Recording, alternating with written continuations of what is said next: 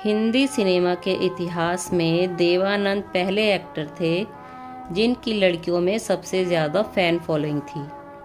देवानंद अपनी फिल्मों के साथ ही जीने के अंदाज के लिए भी जाने जाते थे।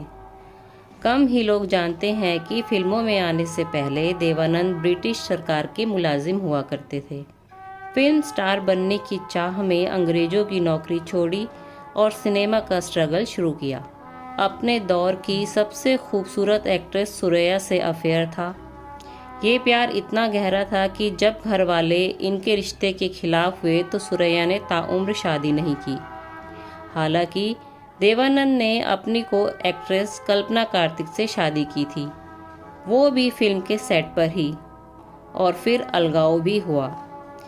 जीनत अमान से भी देवानंद का नाम जुड़ा। इतनी खूबसूरत अभिनेत्रियां जिंदगी में आई, लेकिन देव साहब अकेले ही रहे। एक के बाद एक हिट फिल्मों में इन्हें सुपरस्टार और सदाबहार सितारे का तगमा भी दिलाया। देवानंद की कहानी अपने आप में सिनेमाई है। कई किस्से और बातें ऐसी है जो लोग कम ही जानते हैं। जेब में 30 रुपए और आंखों में एक एक्टर बनने का सपना लेकर देवानंद सपनों की नगरी मुंबई आ गए। भरी दोपहरी फिल्म स्टूडियो के चक्कर लगाने में बीत जाया करती थी। समय गुजर रहा था, लेकिन काम मिलने की कोई उम्मीद नहीं दिख रही थी, जिसकी वजह से देवानंद खुद की नाकामयाबी से हताश हो रहे थे। काम की इसी जद्दोजहद के दौरान उनके 30 रुपए भी खत्म हो गए। भूख लगी और जब खाने के लिए जेब में हाथ डाला तो एक भी रुपए नहीं था। भूख और काम की इसी लालसा में उन्होंने स्टैम्प कलेक्शन के एल्बम को बेच दिया, जो उन्होंने बरसों से इकट्ठा किया था। इस एल्बम से उन्हें 30 रुपए मिले थे, जिससे उन्होंने मुंबई में कुछ और दिनों तक गुजारा किया।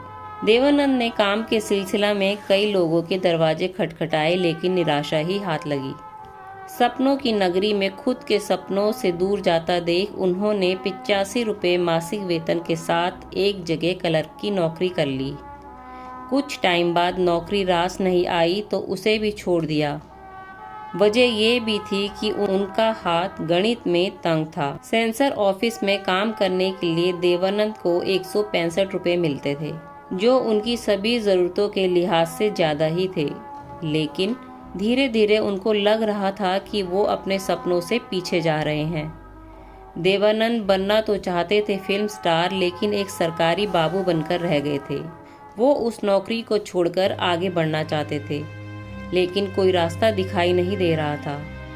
इसी उलझन के दौरान उनके हाथ एक ऑफिसर का लिखा खत लगा, जिसने देवानंद को आगे बढ़ने का रास्ता दिखाया।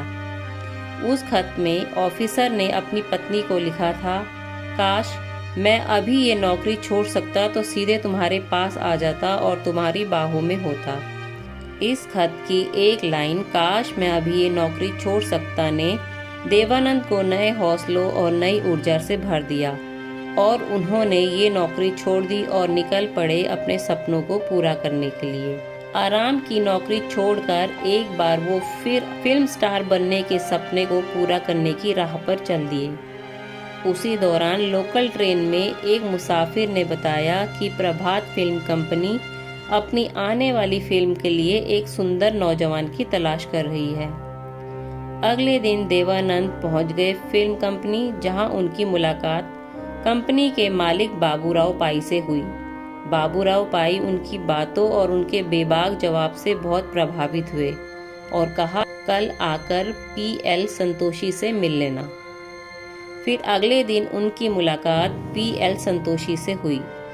उनको भी उन्होंने अपनी बातों और पर्सनैलिटी से इतना इम्प्रेस किया कि उन्होंने देवानंद को 3 साल के कॉन्ट्रैक्ट के साथ प्रभात फिल्म कंपनी का हिस्सा बना लिया।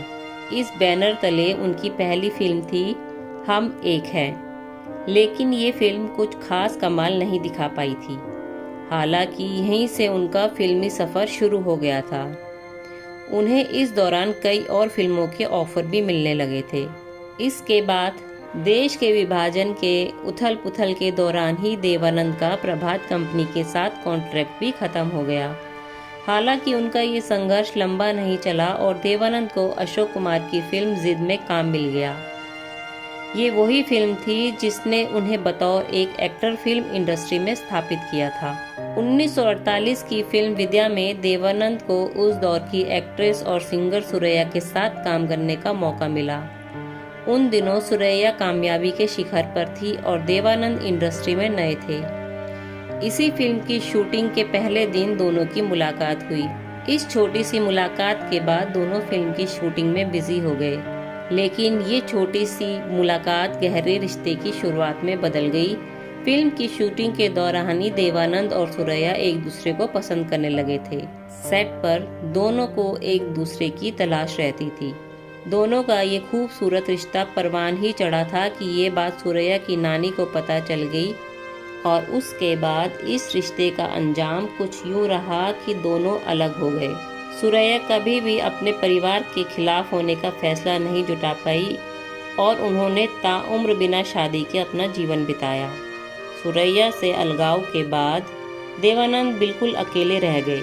इसी दौरान उनकी मुलाकात कल्पना कार्तिक से हुई। कल्पना को उनके भाई चेतन आनंद ने फिल्मबाजी में काम के लिए कास्ट किया था। फिल्म सेट के अलावा भी देवानंद और कल्पना मिलने लगे थे। दोनों को एक दूसरे के साथ अच्छा लग रहा था। बाजी की सफलता के बाद दोनों ने फिल्म टैक्सी ड्राइवर में भी साथ काम किया। पहली फिल्म में काम करने के लिए कल्पना को बहुत तारीफें मिली, जिसके बाद उन्हें देवानंद की प्रोडक्शन कंपनी के अलावा अन्य बैनर से भी ऑफर मिलने लगे थे, लेकिन इन सभी ऑफर्स को कल्पना ने मना कर दिया। उनका कहना था कि वो सिर्फ देव साहब के साथ ही फिल्में करना चाहती है। देवानंद को कल्पना का ये अंदाज बेहद पसंद आया, जिसके बाद दोनों ने शादी कर ली। इनकी शादी का भी किस्सा मज़ेदार है। किस्सा फिल्म टैक्सी ड्राइवर के सेट से है।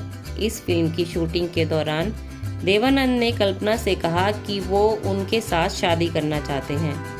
कल्पना पहले से ही इस पल का इंतजार कर रही थी। उन्होंने इसके लिए तुरंत हाँ कह दिया। इसके बाद दोनों ने फिल्म शूटिंग के ब्रेक के दौरान ही सेट पर शादी कर ली। दोनों 2 बच्चों के माता पिता बने। हालांकि शादी के कुछ सालों बाद ही दोनों का पारिवारिक जीवन कोई खास अच्छा नहीं रहा, जिसके बाद दोनों अलग अलग रहने लगे। इसके बाद देवानंद फिल्म हरे रामा हरे कृष्णा में बहन के किरदार के लिए एक एक्ट्रेस की तलाश में थे। कई एक्ट्रेसेस को उन्होंने इस रोल के लिए अप्रोच भी किया, लेकिन सभी ने ये कहकर मना कर दिया कि फिल्म में कोई उनकी बहन का रोल नहीं करना चाहती। इसी दौरान एक पार्टी में उनकी नज़र जीनत अमान पर पड़ी। उनके हाव भाव बिल्कुल वैसे ही थे जैसा देवानंद को अपनी फिल्म के रोल के लिए चाहिए था। देवानंद ने उन्हें इस रोल के लिए अप्रोच किया और जीनत मान भी गई। साथ ही वो स्क्रीन टेस्ट में भी पास हो गई। इस फिल्म की सफलता के बाद जीनत अमान की पॉपुलैरिटी में 4 चांद लग गए। इसके बाद दोनों ने फिल्म हीरा पन्ना में एक साथ काम किया। फिल्म की शूटिंग के दौरान ही दोनों के बीच नज़दीकियां बढ़ने लगी थी और दोनों के अफेयर के चर्चे भी जोरों पर थे। फिर कुछ समय बाद इन दोनों में भी अलगाव की खबरें आने लगी। किस्सा दम मारो दम गाने से जुड़ा हुआ है। फिल्म हरे रामा हरे कृष्णा के सिल्वर जुबली सेलिब्रेशन पर उषा उत्तुप स्टेज पर दम मारो दम गाना गा रही थी। इसी बीच कुछ लोग जीनत अमान को उठाकर स्टेज पर ले गए और उन्हें अपने कंधे पर बिठा लिया। देवानंद को जीनत अमान पर गर्व था, लेकिन जीनत की इस सफलता से उनको जलन भी होने लगी। उनका मानना था कि जीनत की कामयाबी उन्हीं की बदौलत मिली है। हालांकि बाद में उन्हें ये एहसास हुआ कि उनकी ये सोच गलत है। जीनत के साथ कुछ और वक्त बिताने के बाद उन्हें इस बात का एहसास हुआ कि वो जीनत अमान से प्यार करने लगे हैं। वो इस बात का इजहार जीनत के सामने करना चाहते थे, लेकिन उसी दौरान उनको ये पता चला कि जीनत अमान और राज कपूर के बीच नज़दीकियां पड़ रही है। इसके बाद उन्होंने अपने कदम पीछे खींच लिए। देवानंद का 3 दिसंबर 2011 को दिल का दौरा पड़ने से 88 साल की उम्र में लंदन में निधन हो गया था। उनके निधन के 2 महीने बाद उनकी आखिरी फिल्म चार्जशीट रिलीज हुई, जिसे उन्होंने डायरेक्ट और प्रोड्यूस किया था।